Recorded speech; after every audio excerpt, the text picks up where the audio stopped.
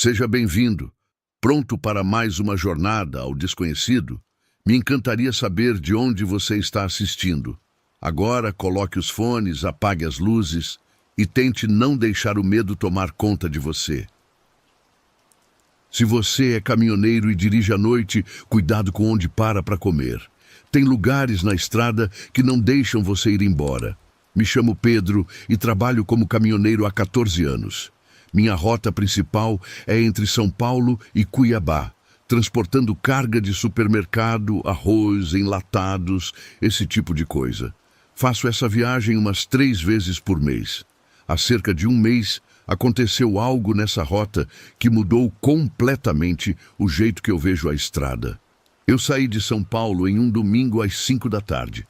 Estava levando essa carga de supermercado. O trânsito estava tranquilo, tempo seco, tudo perfeito. Eu calculava chegar em Cuiabá lá pela segunda-feira de manhã cedo, se eu dirigisse a noite toda, só com uma parada para descansar. Lá pelas 9 da noite, eu passei por uma cidadezinha bem pequena. Tinha uma vendinha aberta, com luzes do lado de fora. Me chamou a atenção porque tinha uma placa grande que dizia salgados e café 24 horas. Eu estava com fome, então decidi entrar. Estacionei bem em frente à vendinha, desci da carreta e entrei. Era um lugar simples, limpo. Uma senhora de idade atendia atrás do balcão. Eu pedi 3 coxinhas e um café. Ela preparou tudo para mim. Me cobrou R$ 25. Eu comi ali mesmo, numa mesa de plástico. Estavam boas, sabor caseiro. Terminei, agradeci a senhora e fui embora. Continuei dirigindo. Lá pelas 11 da noite, comecei a me sentir cansado, mas eu queria avançar mais antes de parar para dormir. Segui por mais 2 horas. Já era 1 da manhã quando decidi que precisava parar para descansar, mesmo que fossem só 3 horas. Estava procurando um lugar seguro para estacionar quando vi umas luzes mais na frente. Uma vendinha aberta. Fui chegando perto e senti uma coisa estranha. Era a mesma vendinha, a mesma placa. Salgados e café 24 horas. Pensei que talvez fosse outra filial, sei lá, embora eu tenha achado coincidência demais. Estacionei e desci. Quando entrei, era idêntico. A mesma organização, as mesmas mesas de plástico e a mesma senhora de idade atrás do balcão. Ela me cumprimentou como se nunca tivesse me visto antes. Boa noite. O que o senhor vai querer?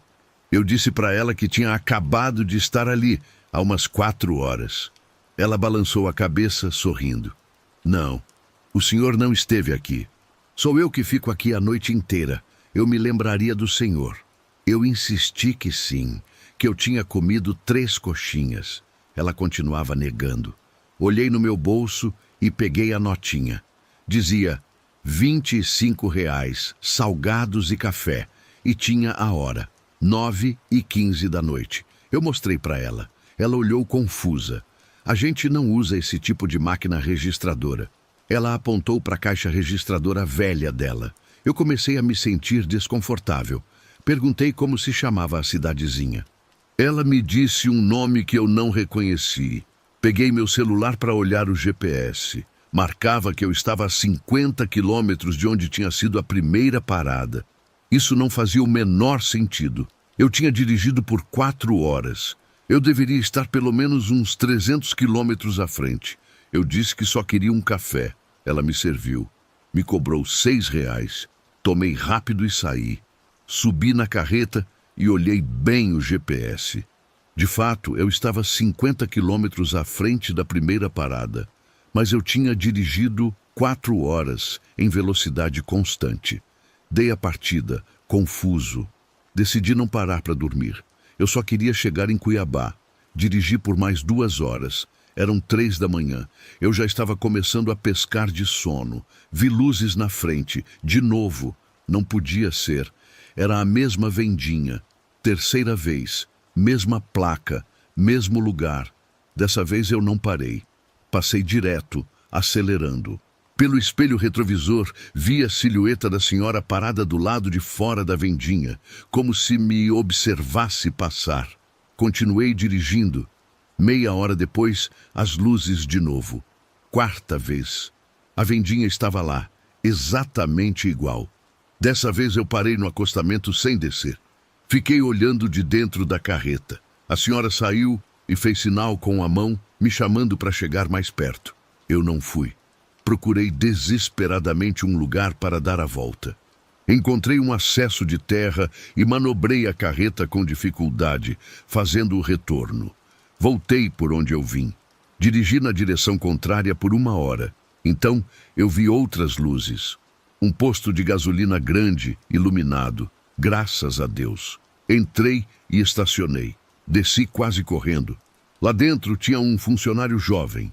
Perguntei para ele onde eu estava. Ele me disse o nome da cidadezinha. Joguei no GPS. Eu estava na mesma região de onde tinha sido a primeira parada, aquela da vendinha. Eu contei para o funcionário o que estava acontecendo comigo. Ele ficou sério. A venda da Dona Maria. Eu disse que não sabia o nome dela. Ele me descreveu. Uma senhora de idade, salgados e café? Eu disse que sim, essa mesma. Ele suspirou. Essa venda fechou faz uns 10 anos, quando a Dona Maria morreu. Mas alguns caminhoneiros dizem que ainda veem ela de noite, que ela faz eles pararem. Os que entram acabam dirigindo em círculos por horas, sem avançar. É como se ela não deixasse eles irem embora. Eu senti minhas pernas tremerem. Perguntei para ele como eu saía dali, como quebrava aquele círculo. Ele disse, você já saiu. Você veio na direção contrária. Isso quebra o padrão. Agora é só seguir reto e não parar em nenhuma vendinha até o sol nascer.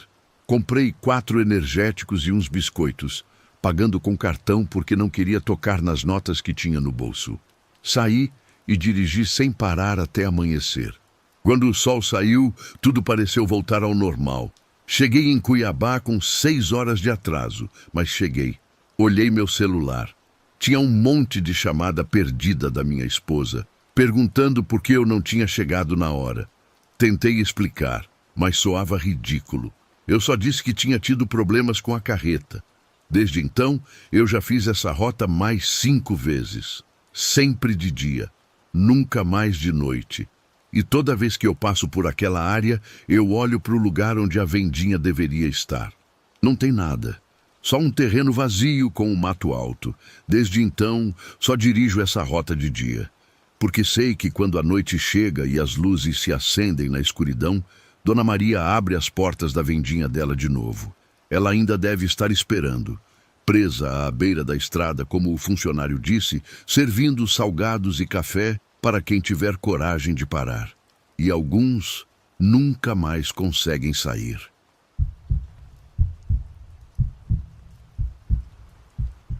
Como motorista de Uber, eu já tinha feito e visto de tudo nas madrugadas de São Paulo. Passageiros bêbados, gente dormindo e roncando, casais brigando no banco de trás. Achei que nada mais me surpreenderia. Mas uma viagem mudou isso completamente, me mostrando que alguns passageiros não pertencem a este mundo. Meu nome é Daniel. Faço viagens de aplicativo há 4 anos, principalmente entre cidades, usando meu carro compacto.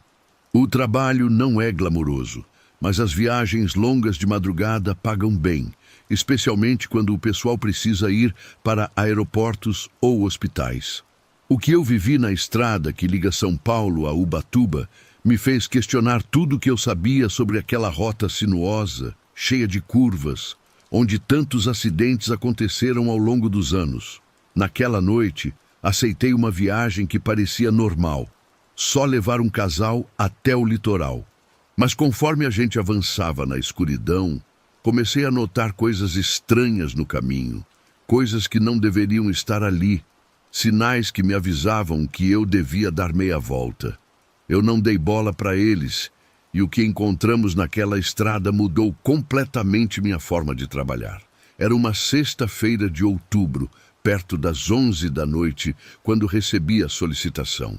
Um casal precisava ir de São Paulo para Ubatuba. Uma viagem de umas 4 horas. O preço era bom, quase o triplo do normal por ser à noite e pela longa distância. Aceitei sem pensar muito. Busquei eles numa área residencial bonita. Ele se chamava Rodrigo, ela, Rosana. Deviam ter uns 35 anos. Os dois bem vestidos, educados. Entraram no carro com uma mala pequena. Obrigado por aceitar tão tarde, disse Rodrigo. Temos uma emergência familiar em Ubatuba. Sem problema. Estão confortáveis? Sim, perfeito. Dei a partida e peguei a autoestrada. Os primeiros 40 minutos foram normais. Eles conversavam baixo no banco de trás. Eu ouvia uma música suave. O trânsito estava leve. Só algumas carretas e carros espalhados. Depois de passar o alto da serra, onde a estrada começa a descer em direção à baixada, as coisas começaram a ficar estranhas. Primeiro, notei que não havia mais outros veículos. Nenhum sequer. A estrada estava completamente vazia nos dois sentidos. Que estranho, murmurei. Nunca vi essa estrada tão deserta. É tarde, disse Rosana. O pessoal evita dirigir por aqui à noite por causa dos assaltos. Houve um silêncio incômodo. E, entre outras coisas, completou Rodrigo. Eu não gostei do tom de voz dele, mas continuei dirigindo. Então, eu vi o primeiro sinal estranho. Na beira da estrada havia um carro capotado, completamente destruído. Mas não tinha sinal de acidente recente, nem polícia, nem ambulância. Nada. Só o carro ali, enferrujado, coberto de mato, como se estivesse lá há anos. Viram aquilo? Perguntei. Aquilo o quê? Disse Rosana. O carro capotado. Olhei pelo retrovisor. Os dois me olhavam com uma expressão neutra. Não vimos nada, disse Rodrigo. Mas eu tinha visto claramente. Continuei dirigindo. Mais alerta agora. 1 quilômetro à frente, vi outro carro abandonado. Este estava no meio da pista com as portas abertas, as luzes acesas, mas sem ninguém dentro. Tive que frear e desviar do veículo. Era um sedã branco, modelo recente. O motor devia estar quente pelo vapor que saía, como se tivesse acabado de parar. Isso não está certo, eu disse. A gente devia ligar para a polícia. Continue dirigindo, ordenou Rodrigo. A voz dele tinha mudado. Soava mais dura, mais urgente. Mas pode ter alguém precisando de ajuda. Continue dirigindo, gritou Rosana. Eu me assustei com a reação dela, mas obedeci. Acelerei, deixando o carro para trás. Pelo retrovisor, vi que alguém saía do carro abandonado. Uma figura que ficou nos olhando se afastar.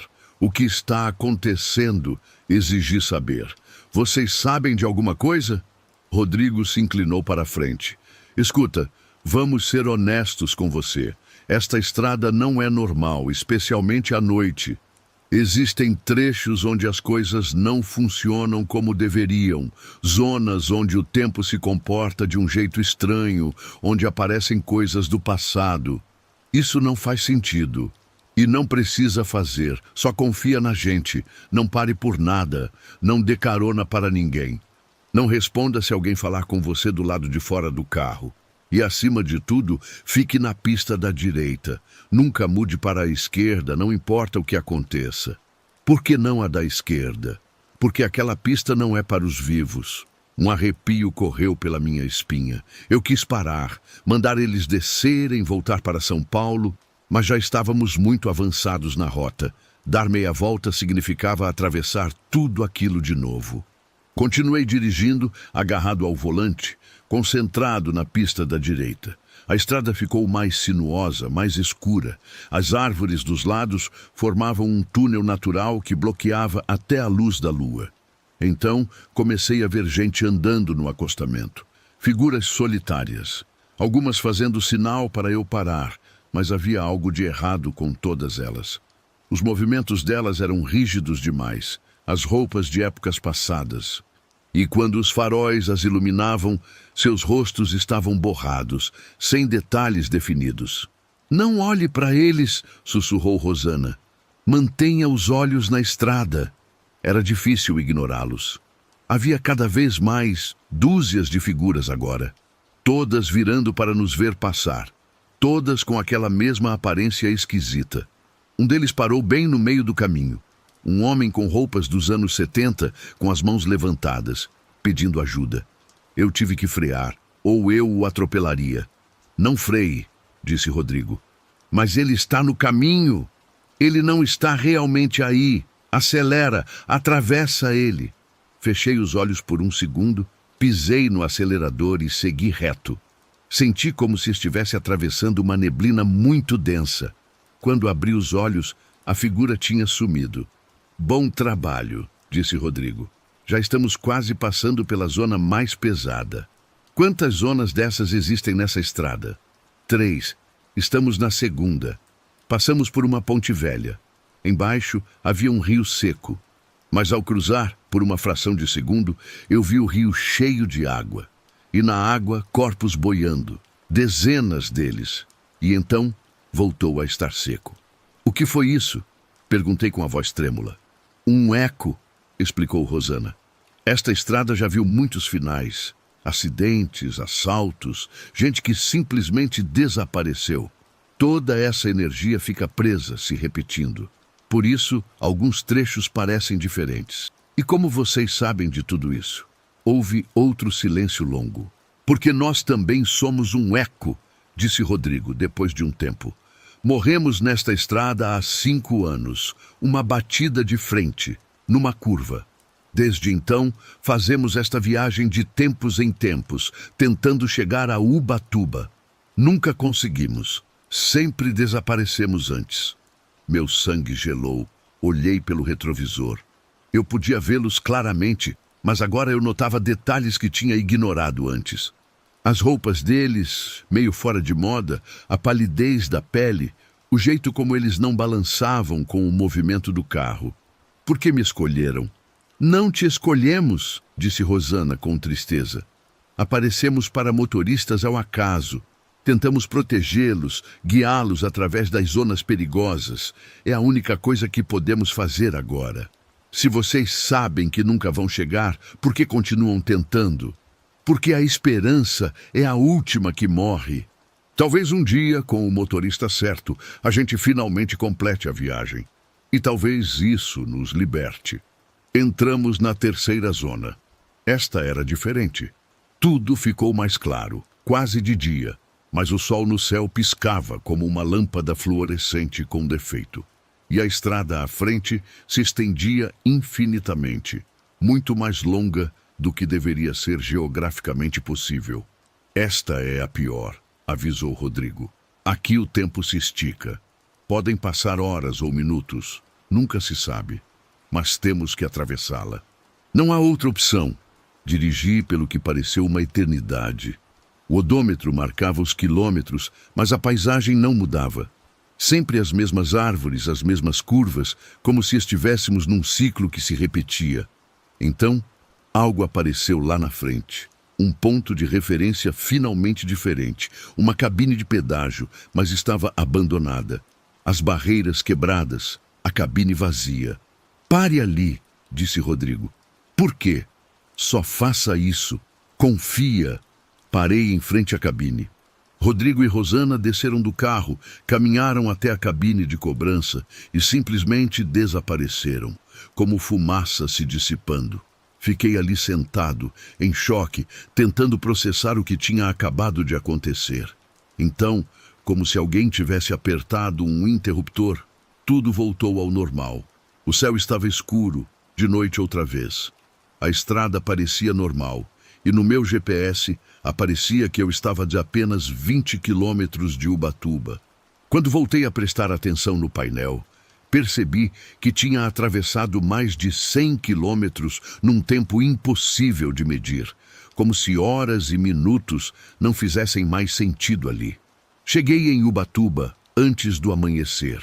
Estacionei na Avenida da Praia e só fiquei ali, olhando o mar, tentando me acalmar. Verifiquei o histórico de viagens no aplicativo. A viagem aparecia como iniciada, mas nunca completada.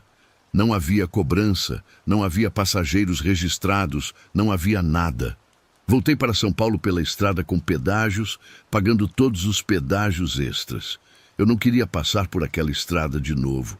E desde então, nunca mais aceitei outra viagem noturna para Ubatuba. Desde aquela noite, recuso qualquer viagem noturna para Ubatuba. Aquela estrada de serra, eu não passo mais. Tem noites que eu fico pensando neles. Rodrigo e Rosana ainda devem estar presos naquele trecho maldito da serra, materializando em bancos traseiros, tentando completar uma jornada que nunca termina. Talvez um dia apareça o motorista certo, aquele que vai conseguir levá-los até o fim. Tem muita história escondida nas estradas brasileiras, mas algumas histórias não falam só de viagem ou destino. Falam de almas que ficaram presas no caminho, repetindo para sempre a última tentativa de chegar em casa.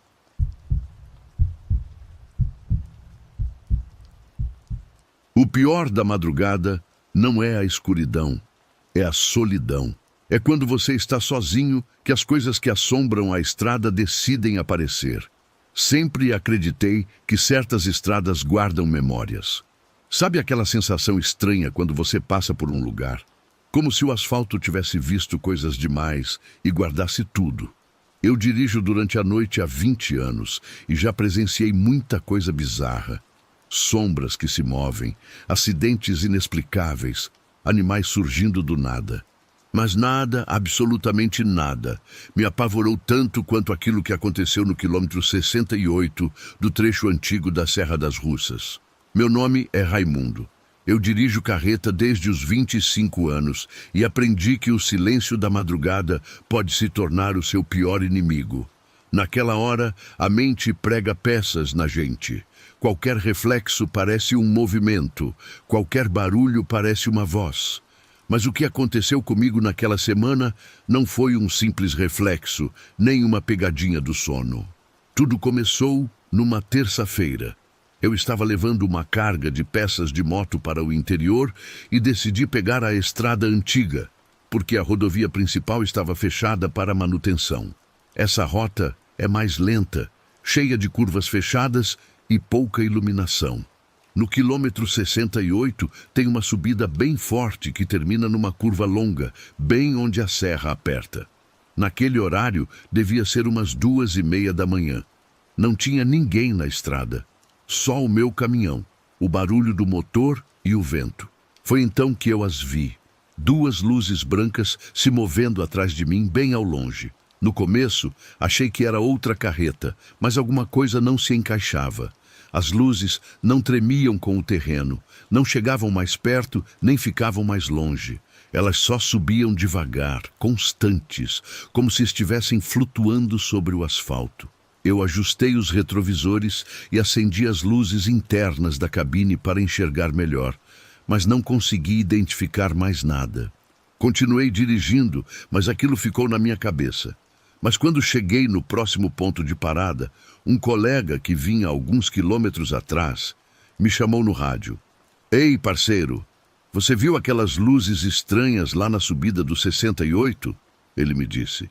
"Vi sim", eu respondi. "Pensei que era você vindo atrás." Ficou um silêncio por uns segundos e aí ele respondeu. "Não, eu estava sozinho. E quando passei por lá, não tinha mais ninguém na estrada. Naquela madrugada, custei a pegar no sono. Na noite seguinte, voltei a passar pelo mesmo trecho. Dessa vez, estava indo mais cedo, perto da meia-noite. Estava tudo normal, até que, de novo, as luzes apareceram. Dessa vez, não atrás de mim, mas na minha frente. Subindo a serra na direção contrária, eu diminuí a velocidade, esperando o outro veículo passar, mas as luzes ficaram paradas no meio da pista, não se mexiam. Quando eu cheguei a uns 50 metros, elas simplesmente sumiram. Eu freiei e desci da carreta, não tinha nada. Nem luzes, nem reflexos, nem poeira no ar. Só silêncio. Eu juraria que até o vento parou. Fiquei ali uns minutos olhando para a estrada vazia até que ouvi um som ao longe. O ronco de um motor velho se aproximando devagar, vindo da curva. Mas não dava para ver carro nenhum. Voltei para a carreta e acelerei. Daquela vez, eu fiz questão de não olhar pelos retrovisores. Com o passar dos dias, comecei a evitar aquele trecho. Preferia perder 1 hora a mais de viagem do que passar por ali. Mas numa madrugada, no fim do mês, eu fui obrigado. Não tinha outra rota aberta. Eram umas 3:15 da manhã. O céu estava nublado, a estrada completamente vazia. Quando eu estava chegando perto do quilômetro 68, senti um peso estranho no peito, como se o ar ficasse mais denso dentro da cabine. De repente, o painel piscou. As luzes de dentro da carreta se apagaram totalmente. O motor continuava ligado, mas o velocímetro marcava 0. E então, lá estavam elas de novo, as duas luzes brancas brilhando lá da serra. Eu não sei por que fiz aquilo, mas eu friei. Decidi esperar. Baixei o vidro e desliguei o motor. Eu queria checar se eram reais, se pertenciam a um carro. Mas conforme elas foram chegando perto, eu percebi que tinha algo muito errado. As luzes não projetavam sombra, nem iluminavam o chão. Era como se estivessem suspensas no ar. O barulho do motor voltou. Aquele mesmo ronco grave, irregular, como um carro velho com as velas ruins. Eu ouvia cada vez mais perto, até que senti que estava bem na minha frente. Mas não tinha nada. Só a estrada vazia e o ar frio e úmido da serra. De repente, a carreta tremeu inteira. Alguma coisa bateu na lateral do container, uma pancada seca, forte. Eu desci com a lanterna na mão e o que eu vi me deixou gelado. Marcas de mãos, mãos pretas engorduradas, como se alguém tivesse batido com força na lataria. Eram muitas, e elas iam desde a parte de trás até a porta da cabine. Não esperei mais. Subi e pisei fundo com tudo o que eu tinha. As luzes me seguiram por vários minutos, refletindo nos retrovisores. Depois, elas simplesmente sumiram. Cheguei num posto de gasolina quando estava amanhecendo. Não falei com ninguém. Só peguei um café e fiquei olhando para o horizonte. Um mecânico que viu o meu rosto perguntou se eu estava bem. Eu contei por alto o que tinha acontecido. Ele ficou me olhando sério e disse uma coisa que eu nunca esqueci. Anos atrás, nessa curva aí, uma carreta carregada de combustível tombou. O motorista morreu queimado. Dizem que, desde então, dá para ver as luzes do caminhão que nunca chegou ao destino. Eu não soube o que responder. Toda vez que eu fechava os olhos, eu ouvia aquele barulho de motor velho chegando perto, de novo e de novo. Com o tempo, continuei dirigindo porque não tinha outro jeito. Mas eu evito aquela serra. E quando sou obrigado a passar por ali, eu passo com os faróis apagados e o rádio bem alto. Dizem que alguns caminhoneiros novos ainda veem as luzes do 68 e acham que é só outra carreta subindo a serra. Alguns até tentam se aproximar. Nenhum consegue. Pode acreditar ou não no que estou contando, mas eu tenho certeza de uma coisa. Aquele caminhão fantasma nunca deixou aquela maldita serra. Ele continua subindo e descendo o quilômetro 68, noite após noite, procurando companhia na escuridão.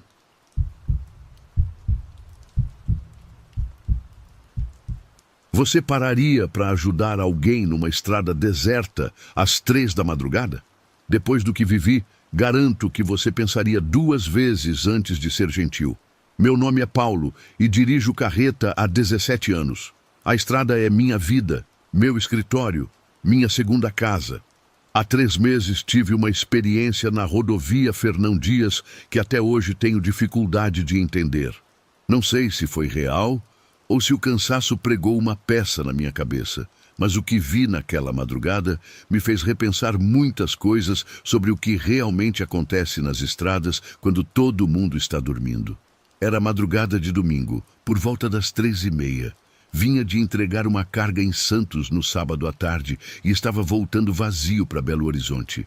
A rodovia estava quase vazia. Só algumas carretas espalhadas e um ou outro carro.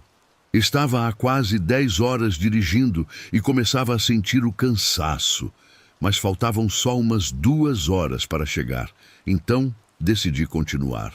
Em vez de parar para dormir, ia ouvindo um programa de rádio noturno, um daqueles onde as pessoas ligam para contar histórias ou pedir conselhos. Isso me mantinha acordado.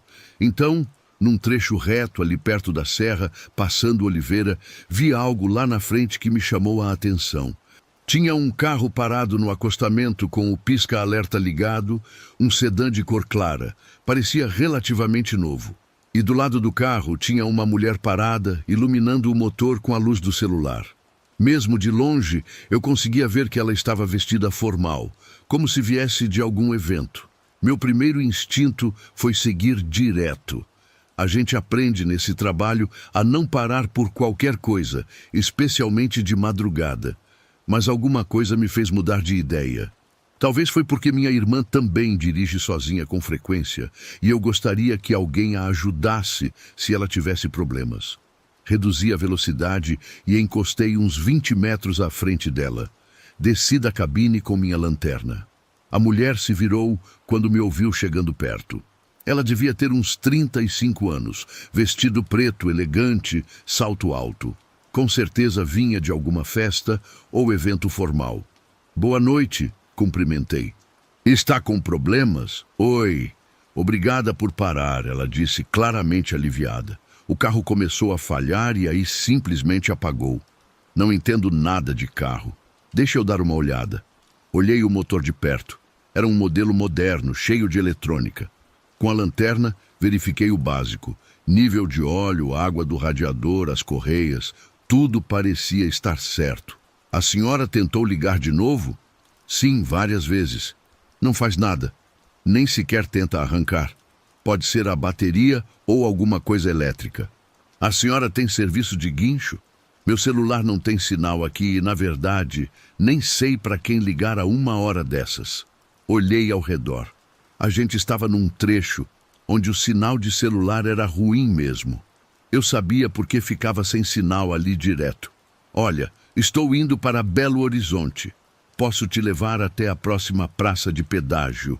Lá tem sinal e a senhora pode ligar para alguém. Não é seguro ficar aqui sozinha. Depois a senhora aciona o guincho para buscar o carro. Ela hesitou um momento, olhando para o carro dela com uma expressão estranha que não consegui decifrar. E o meu carro? Vai ter que deixar aqui por enquanto. Mas a polícia rodoviária passa sempre. Eles ficam de olho. E amanhã cedo a senhora resolve isso. Está bem, só me deixa pegar uma coisa. Ela abriu a porta traseira do carro e se debruçou para dentro, como se estivesse pegando algo do chão. Demorou mais do que eu esperava. Quando saiu, trazia uma bolsa de mão e algo mais que ela guardou rápido dentro da bolsa. Antes que eu pudesse ver direito, entramos na cabine da carreta. Ela se ajeitou no banco do carona e dei a partida. Durante os primeiros minutos, não falamos muito. Eu me concentrava em dirigir. Ela olhava pela janela com as mãos apertadas sobre a bolsa. Venho de um evento, ela disse de repente. Um jantar. Demorou mais do que pensei. Nunca é uma boa ideia dirigir sozinha de madrugada, comentei. Eu sei, mas tinha que ir embora. Não podia ficar mais tempo lá. Havia algo no tom dela, uma urgência que achei esquisita. Está tudo bem? Sim, é só cansaço. Olhei de rabo de olho para ela. Ela estava nervosa, dava para notar. Suas mãos tremiam levemente sobre a bolsa e de vez em quando olhava pelo retrovisor lateral, como se esperasse ver alguma coisa. Alguém está te esperando? Quer que a gente ligue para alguém quando chegar no pedágio? Não tem ninguém me esperando. Na verdade, é melhor que ninguém saiba que estou aqui. Essa resposta acendeu todos os meus alarmes. Alguma coisa definitivamente não estava certa. Olha, senhora, se a senhora está com algum problema, se alguém está te incomodando ou...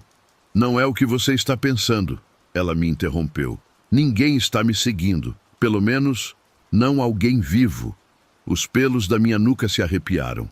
Perdão? Ela respirou fundo antes de falar. Há 6 meses, meu esposo sofreu um acidente no trabalho. Ele caiu de um andaime. Ficou em coma 3 semanas antes de desligarem os aparelhos. Fiquei com ele até o final, segurando a mão dele e me despedindo. Sinto muito. No começo, o luto foi normal, eu acho. Dor, tristeza, solidão. Mas depois de 1 mês, começaram a acontecer coisas estranhas na minha casa. Objetos que mudavam de lugar, portas que se abriam sozinhas, luzes que piscavam. Achei que estava imaginando coisas por causa do estresse. Pensei em dizer que provavelmente era isso mesmo, mas algo me impediu. Depois, comecei a sentir a presença dele, como se ele estivesse no mesmo lugar que eu. No início, era reconfortante. Pensei que era meu jeito de mantê-lo por perto. Mas aí se tornou algo diferente, algo possessivo. Possessivo?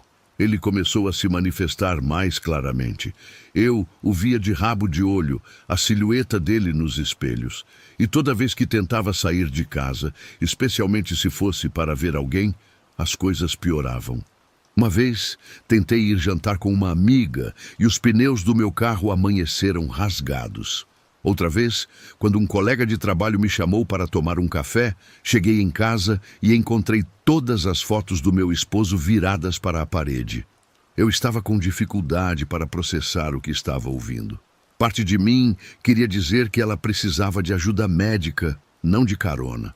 Mas outra parte, aquela que já tinha visto coisas estranhas na estrada ao longo de 17 anos, me mandava ficar quieto e escutar. Mas ontem à noite foi diferente, ela continuou. Ontem à noite fui ao jantar de aniversário da minha irmã. Ele não queria que eu fosse. Senti isso a tarde inteira, aquela pressão no peito, aquela sensação de estar sendo observada. Mas me forcei a ir. E quando estava no jantar, recebi uma ligação do meu número, o meu próprio número de casa. O quê? Atendi e ouvi a voz dele, a voz do meu esposo, me dizendo para voltar para casa, que ele estava me esperando, que se eu não voltasse, ele viria me buscar. Um calafrio me percorreu inteiro. Minha mão apertou o volante com mais força. Saí correndo de lá. Entrei no meu carro e dirigi sem rumo. Só queria me afastar, mas então meu carro começou a falhar, como se algo o estivesse forçando a parar. E quando encostei aqui, quando abri o capô ali mesmo na estrada, vi que algo tinha acontecido com os cabos. Que tipo de coisa? Estavam cortados. Ela me mostrou uma foto no celular. Era verdade. Um corte limpo, como feito com uma ferramenta. Mas eu não tinha mexido em nada, e ninguém mais poderia ter chegado perto do meu carro a noite inteira. Minha respiração ficou curta. Olhei pelo retrovisor para a estrada escura atrás de nós. Por isso agradeço que você tenha parado. Porque eu precisava sair daqui. Precisava continuar em movimento. Enquanto estiver em movimento, ele não pode me alcançar completamente. De repente, o rádio da carreta, que estava em silêncio, deu um estalo. Aí começou a soltar estática, e no meio da estática, uma voz masculina distorcida. Adriana, volta! A mulher soltou um grito abafado. É ele! É assim que ele me chama, é assim que ele me encontra. Dei um tapa no rádio e desliguei, mas a voz continuou. Agora vinha do nada, do próprio ar dentro da cabine. Adriana, por que você me deixou? Por que você continua fugindo? Me deixa em paz, ela gritou. Não te devo mais nada. Fiz tudo por você quando estava vivo. A temperatura dentro da cabine caiu drasticamente. Conseguia ver a fumaça da minha respiração. Os vidros começaram a embaçar por dentro. Você não pode fugir de mim. Você me pertence, até você morrer. E depois... Acelerei tudo o que a carreta permitia. Não sabia o que mais fazer. No retrovisor, vi algo que gelou meu sangue. Uma figura escura parada no meio da estrada, olhando na nossa direção. Mas nós já estávamos a vários quilômetros de onde a tinha encontrado. Você também está vendo, não está? Ela perguntou com a voz embargada. Tem sido assim há meses. Cada dia mais forte, mais presente. Os médiuns que consultei me disseram que é porque ele não consegue aceitar que se foi. Que o amor dele se transformou em obsessão. E agora ele está preso entre os mundos, agarrado a mim. As luzes da carreta começaram a piscar. O motor engasgou, mas continuou avançando. O que você pensa em fazer? Perguntei. Não sei. Tem um lugar, um santuário lá perto da Serra da Piedade. Uma mulher me disse que podia me ajudar a quebrar esse vínculo. Mas tenho que chegar lá. Tenho que. A carreta freou sozinha. Completamente. Como se alguém tivesse desligado o motor e travado os freios ao mesmo tempo. Paramos no seco, no meio da rodovia. Não, não, não, Adriana murmurou. Não aqui. Agora não. Tentei dar a partida de novo. Nada. Todas as luzes se apagaram. Ficamos na escuridão total, exceto pela luz da lua. Então, as portas se trancaram. Sozinhas. Ouvi as travas batendo. Ele está aqui, Adriana sussurrou. Ele está dentro da carreta. Senti uma presença atrás de mim, um frio intenso nas minhas costas. E então, refletida no para-brisa, vi uma silhueta. Um homem alto, magro, parado exatamente atrás do meu banco. Não conseguia ver o rosto dele, mas podia sentir algo intenso vindo daquilo, uma raiva possessiva, uma necessidade de controlar. Adriana tirou algo da bolsa. Um saquinho com ervas e uma foto. A foto dela com o esposo, os dois felizes. Me perdoe por isso, ela disse para a presença, mas não posso mais continuar assim. Te amei com todo o meu coração quando estava vivo, mas agora tenho que te deixar ir. E você tem que me deixar ir. Ela rasgou a foto no meio. O grito que veio a seguir não era humano. Era como se 1000 vozes gritassem ao mesmo tempo. Os vidros da carreta trincaram. Minha cabeça parecia que ia explodir com a pressão. Adriana continuou falando, quase gritando por cima do barulho. Não te pertenço. Ninguém pertence a ninguém. Vá em paz ou vá para o inferno, mas me deixe viver. Ela acendeu um isqueiro e queimou os pedaços da foto junto com as ervas. O cheiro era forte, de incenso misturado com alguma outra coisa. A fumaça encheu a cabine. A presença lutou. Eu podia senti-la tentando se agarrar, tentando ficar. Mas a fumaça parecia queimá-la, empurrá-la. Lentamente, o frio se dissipou. A pressão desapareceu. E com um último suspiro, que soou quase como resignação, ele se foi. O motor da carreta ligou de novo, sozinho. As luzes voltaram. As travas se abriram com um clique. Adriana estava chorando, tremendo, mas também parecia aliviada, exausta. Ele se foi, ela sussurrou. Pela primeira vez em meses, não o sinto mais. Dirigi sem parar até a próxima praça de pedágio. Lá, consegui um táxi para levá-la aonde ela precisava ir. Antes de sair, ela pegou na minha mão. Obrigada. Não só pela carona. Obrigada por acreditar em mim. Por não me mandar descer quando comecei a suar como louca. Você vai ficar bem? Acho que sim. Acho que finalmente nós dois vamos ficar bem. Ele e eu. Vi ela ir embora no táxi. Fiquei ali, sentado, mais um tempo, processando tudo. As rachaduras nos meus vidros eram reais. Eu teria que consertá-las. O cheiro de ervas queimadas ainda estava na cabine. Desde aquela noite, a estrada mudou para mim. Quando vejo um carro parado no acostamento de madrugada, meu pé hesita no freio. Não é egoísmo, é consciência. Aprendi que nem todo pedido de socorro vem acompanhado apenas de um pneu furado ou motor quebrado.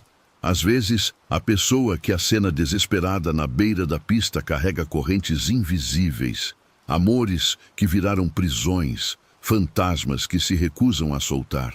E descobri que há coisas piores do que estar sozinho numa estrada vazia às 3 da manhã. Uma delas é não estar sozinho de verdade, mas desejar estar.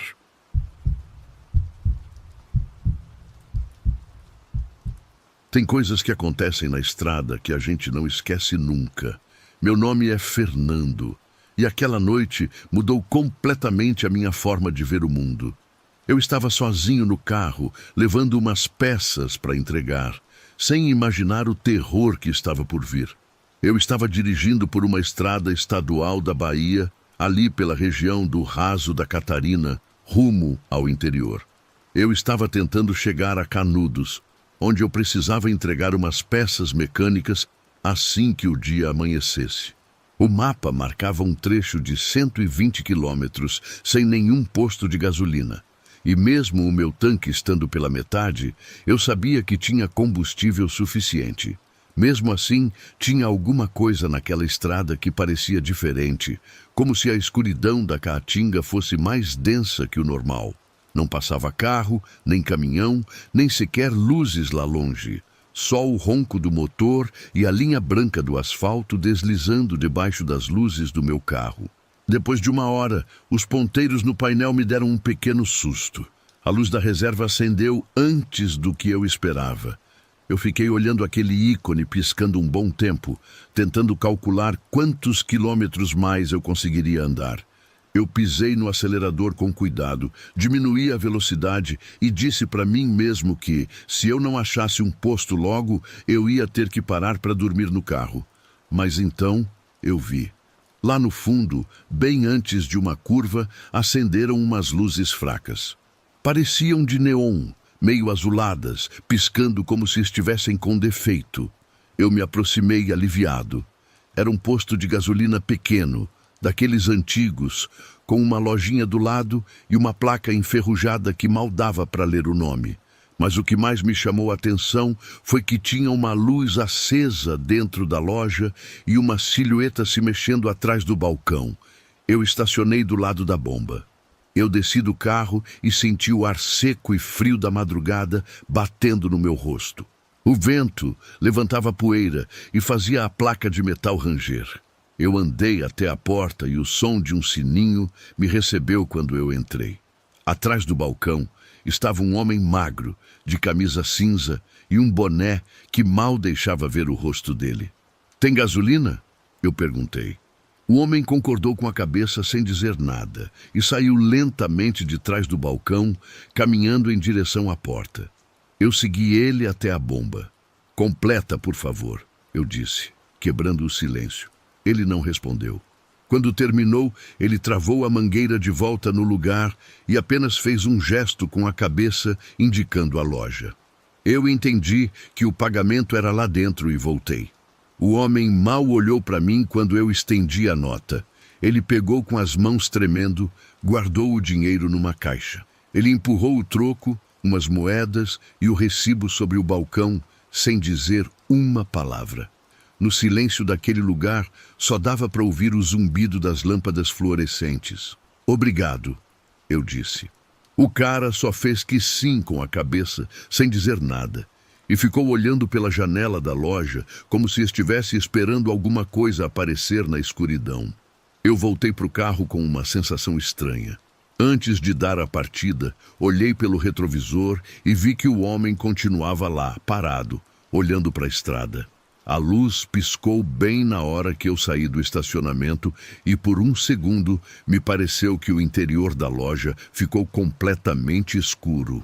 Com o tanque cheio, eu continuei dirigindo por mais uns 40 minutos, até que o sono começou a me vencer. Eu vi um desvio com um terreno plano do lado e decidi parar para descansar por algumas horas. Eu fechei os olhos com o rádio ligado, só para ouvir algum barulho. Quando eu acordei, já estava amanhecendo. O céu estava num tom meio rosado e a estrada parecia mais tranquila. Eu me espreguicei, liguei o carro e decidi voltar ao posto para comprar um café antes de continuar. Eu dei meia volta e dirigi de novo pelo mesmo caminho. Mas depois de uns minutos voltando pelo mesmo caminho, alguma coisa começou a me deixar inquieto. Eu não reconhecia os arredores, nem a curva onde eu tinha visto as luzes, nem a placa enferrujada, nem a loja. Só tinha sertão e asfalto, sem sinal de nenhuma construção. Eu parei. Desci do carro e andei alguns metros, procurando marcas de pneu ou qualquer coisa que indicasse que eu tinha estado ali. Nada. Nem rastros, nem marcas, nem mesmo o cheiro de gasolina. Eu verifiquei o GPS. Eu conferi o ponto onde deveria ter parado conforme o marcador da estrada. Eu estava a mais de 15 quilômetros daquele ponto. Eu voltei a olhar o painel e vi que o tanque continuava cheio. Eu não podia ter sonhado aquilo. Eu tentei me convencer de que talvez eu tivesse me confundido, que o cansaço tinha me pregado uma peça, mas o que eu não conseguia explicar era o recibo que eu ainda tinha no bolso. Eu peguei ele e lá estava. Um recibo de pagamento com o nome de um posto de gasolina que não aparecia no mapa.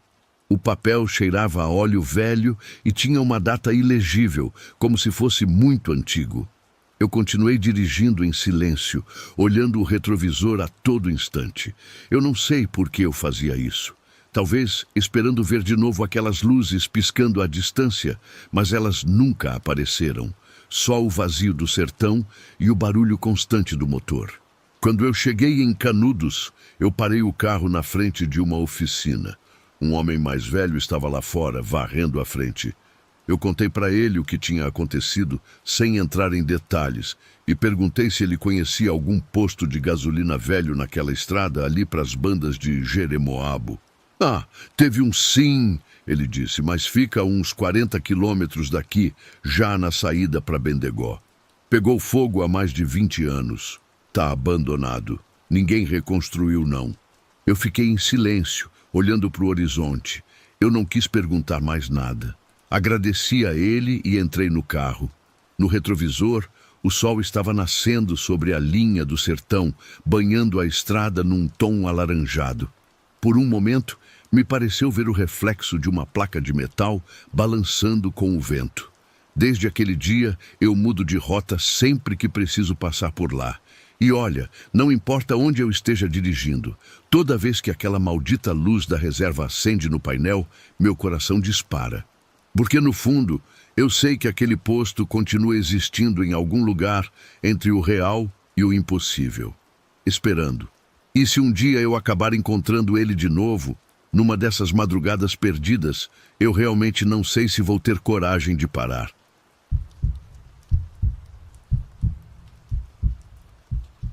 Quem trabalha na estrada sabe que, depois de tantas horas no volante, a mente pode começar a pregar peças. Mas tem coisas que a gente vê que não são cansaço, não são imaginação, e que a gente nunca esquece. Meu nome é Francisco das Chagas.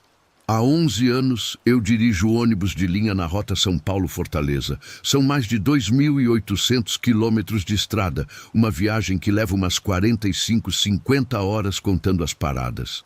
Eu já vi de tudo nesses anos. Passageiro estranho, briga, bêbado, gente fugindo de problema. Mas eu nunca tinha passado por nada parecido com o que aconteceu 6 meses atrás, num trecho da estrada perto de Picos. Foi uma coisa tão sutil no começo que eu achei que estava imaginando coisa por causa do cansaço. Mas conforme a noite foi passando, eu percebi que tinha alguma coisa muito errada com um dos meus passageiros.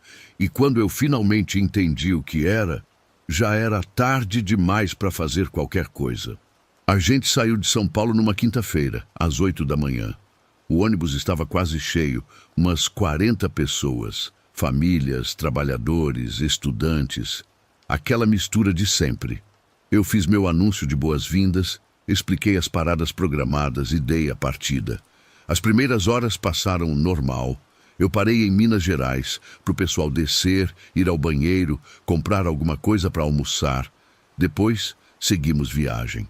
Foi na parada de Petrolina, já na noite de sexta-feira, perto da meia-noite, quando eu assumi o volante para meu parceiro descansar, que subiu um homem. Ele devia ter uns 50 anos. Era magro e estava vestido com uma calça jeans e uma camisa xadrez. Levava uma mochila pequena e nada mais. Pagou a passagem dele até Picos, sentou lá no fundo e não disse uma palavra. Não tinha nada de muito estranho nele à primeira vista, mas quando eu arranquei e olhei pelo retrovisor, alguma coisa me chamou a atenção. Ele não se mexia. A maioria dos passageiros se ajeita, pega o celular, abaixa o banco, faz alguma coisa. Ele só ficava lá, sentado e rígido, olhando para frente. Eu pensei que talvez ele estivesse muito cansado ou nervoso de viajar. Continuei dirigindo, mas toda vez que eu olhava no espelho, lá estava ele, na mesmíssima posição. Eu não conseguia nem ver se ele piscava. Lá pelas 2 da manhã, eu fiz uma parada num posto de gasolina para abastecer. Todos os passageiros desceram, menos ele. Ele ficou sentado no lugar dele, imóvel. Eu me aproximei pelo corredor. Senhor, pode descer para esticar as pernas, se quiser. A gente vai ficar aqui uns 20 minutos. Ele não respondeu. Nem sequer virou para me olhar. Só continuou olhando para frente, para a parte de trás do banco da frente. Senhor, eu insisti e toquei no ombro dele. A pele dele estava fria.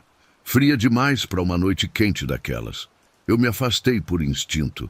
Ele finalmente virou para me olhar. Lento, mecânico. Os olhos dele estavam completamente sem expressão.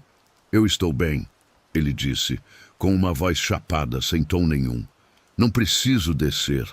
Tá bom, como o senhor quiser. Eu respondi sem graça. Saí do ônibus para supervisionar o abastecimento. Eu comentei com o frentista sobre o passageiro estranho. Ah, em ônibus sempre viaja gente esquisita, ele disse. Não dá bola, não. Desde que ele tenha pago a passagem e não cause problema. Ele tinha razão.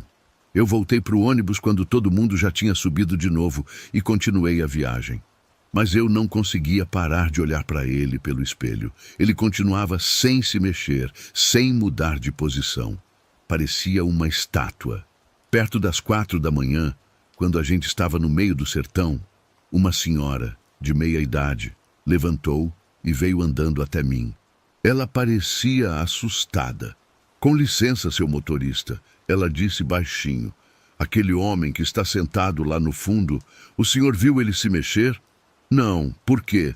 É que eu estou sentada 2 fileiras na frente dele e faz um tempo que eu estou notando que ele não se mexe, para nada. No começo eu achei que ele estava dormindo, mas ele está de olho aberto. E tem mais uma coisa. Ele não respira. Eu não vejo o peito dele subir e descer. Os pelos da minha nuca se arrepiaram. A senhora tem certeza? Absoluta. Eu tô com medo. Tem alguma coisa muito errada com aquele homem. Entendo. Volte para o seu lugar. Eu cuido disso. A senhora voltou para o assento dela. Eu continuei dirigindo, mas agora eu estava realmente preocupado. Olhei para o espelho de novo. O homem continuava igual. E a senhora tinha razão. Eu não conseguia ver nenhum movimento de respiração no peito dele. Eu decidi fazer um teste. Meu parceiro estava dormindo e não ia notar. Eu friei bruscamente, como se um animal tivesse atravessado na frente. Todos os passageiros foram jogados para frente. Alguns acordaram assustados. Menos ele. Ele nem se mexeu. Ele permaneceu na mesmíssima posição. Perfeito. Como se estivesse colado no banco. Aquilo não era normal. Nenhuma pessoa conseguiria manter aquela rigidez durante uma freada brusca daquelas sem pelo menos balançar um pouco. Então, eu lembrei de uma coisa que o meu avô me contou anos atrás. Ele também foi motorista de ônibus, e ele me falou de uma superstição que rolava entre os motoristas antigos. Eles diziam que, às vezes, os mortos viajavam nos ônibus, tentando chegar em algum destino que não conseguiram completar em vida. Eles sempre compravam passagem até um certo lugar e viajavam completamente imóveis, sem interagir com ninguém. Quando chegavam na parada deles, eles simplesmente desapareciam. Na época, eu tinha rido da história. Agora, ela não me parecia nem um pouco engraçada. Faltavam umas 2 horas para chegar em Picos. Eu decidi esperar. Se fosse mesmo o que eu estava suspeitando, em Picos ele ia descer. E fim de papo. Mas, se fosse só uma pessoa com alguma condição médica estranha, eu não queria fazer um escândalo sem necessidade. A luz do amanhecer começou a clarear o céu quando a gente estava se aproximando da cidade. Entrava pelas janelas do ônibus. E foi aí que eu notei mais uma coisa. Onde a luz do sol batia nele, a pele dele parecia transparente, como se fosse mais uma sombra do que algo sólido. Vários passageiros já tinham notado isso também. Eu ouvia cochichos, gente apontando discretamente lá para trás. Todo mundo já tinha percebido que alguma coisa não estava certa. Eu entrei na rodoviária de Picos umas 7 da manhã. Estacionei na plataforma certa e abri as portas. Picos. Passageiros com destino a Picos. Favor descer com todas as suas bagagens. Vários passageiros se levantaram e começaram a descer. O homem lá de trás não se mexeu. Eu fiquei no meu assento, olhando pelo espelho, quando o último passageiro que ia para Picos desceu. Finalmente ele se levantou. Lento, com movimentos rígidos. Ele veio andando pelo corredor, em direção à porta. Conforme ele se aproximava, eu consegui ver ele melhor, com a luz do dia entrando pelas janelas. A roupa dele estava desbotada, como se tivesse ficado debaixo do sol por anos. Os sapatos dele estavam tão gastos que mal tinham sola, bem diferente de como tinha entrado. E o rosto dele tinha uma expressão de determinação, misturada com uma tristeza profunda. Ele chegou até onde eu estava, parou um instante e me olhou diretamente nos olhos. Pela primeira vez na viagem inteira, a expressão dele mudou. Foi só por um segundo, mas eu vi gratidão. Como se ele soubesse que eu tinha notado alguma coisa, mas que eu decidi deixar ele completar a viagem. Obrigado, ele disse, com aquela voz chapada, e desceu do ônibus. Eu vi ele andando pela rodoviária, em direção à saída. Tinha alguma coisa no jeito dele de mover que não era totalmente humana, como se ele estivesse aprendendo a andar de novo. Ele chegou na porta de saída, deu um passo para fora, na luz do sol da manhã, e simplesmente desapareceu, como fumaça se espalhando no ar. Num segundo ele estava lá, no outro não tinha mais nada. Eu fiquei gelado, segurando firme no volante. Meu parceiro acordou com o movimento da chegada na rodoviária, sem fazer ideia do que tinha acontecido. Vários passageiros que ainda estavam no ônibus também viram. Uma mulher fez o sinal da cruz. Um homem mais velho só balançou a cabeça, negando, como se já tivesse visto aquilo antes.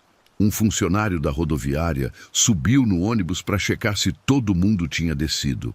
"Tudo certo, chefe?" Ele me perguntou. "Sim, tudo certo." Eu menti. Depois eu fui checar o registro das passagens. O bilhete que o homem tinha comprado em Petrolina estava lá, marcado como pago em dinheiro. Mas quando eu fui verificar no assento onde ele tinha ficado sentado, eu encontrei uma coisa. Um papel dobrado, amarelado, velho. Eu abri com as mãos tremendo. Era uma carta escrita à mão, com a tinta desbotada. A data era de 15 anos atrás. "Minha filha, estou a caminho. Eu sei que você está doente e precisa de mim aí com você. Eu não cheguei a tempo da última vez que você precisou de mim. Mas desta vez eu vou chegar. Eu prometo que vou estar aí. Te amo." Eu senti um nó na garganta. Aquele homem tinha morrido tentando chegar para ver a filha. E por 15 anos, ou talvez mais, ele estava fazendo essa viagem de novo e de novo. Entrando em ônibus, comprando passagem, tentando completar o trajeto que ele nunca conseguiu terminar em vida. Eu perguntei discretamente para alguns motoristas veteranos lá na rodoviária se eles já tinham ouvido falar de passageiros estranhos naquela rota. Um deles, um senhor de quase 70 anos que estava para se aposentar, me chamou num canto. "Acontece mais do que você imagina", ele me disse. "Especialmente nessas rotas longas à noite. Gente que morreu no caminho, em acidente ou de causa natural, tentando chegar em algum lugar importante. Às vezes, eles sobem nos ônibus porque é o único jeito que eles conhecem de continuar a viagem. Eles nunca dão problema, só querem chegar aonde estavam indo, e sempre desaparecem quando chegam. A maioria, sim. Alguns dizem que eles finalmente encontram paz quando completam a viagem que ficou inacabada. Outros acham que é só um eco, uma repetição que, com o tempo, desaparece. Eu não sei qual é a verdade, mas eu sei que eu já vi coisa que eu não sei explicar em todos esses anos dirigindo. Eu guardei a carta no bolso. Não sei porquê. Talvez como um lembrete de que existem coisas neste mundo que a gente não entende. Eu continuei minha rota até Fortaleza, sem mais nenhum incidente. Desde aquele dia, eu já peguei outros passageiros que me deram essa mesma sensação. Gente que sobe, paga em dinheiro, viaja muda e imóvel e simplesmente some ao chegar no destino. Hoje, quando vejo um passageiro assim, não sinto mais aquele medo que senti naquela madrugada. Aprendi que meu trabalho vai além de dirigir um ônibus de um lugar para o outro. Às vezes, eu estou levando alguém na última jornada que ficou incompleta. E se eu posso ajudar essas almas a chegarem onde tanto precisam, então faço questão de manter esse ônibus na estrada.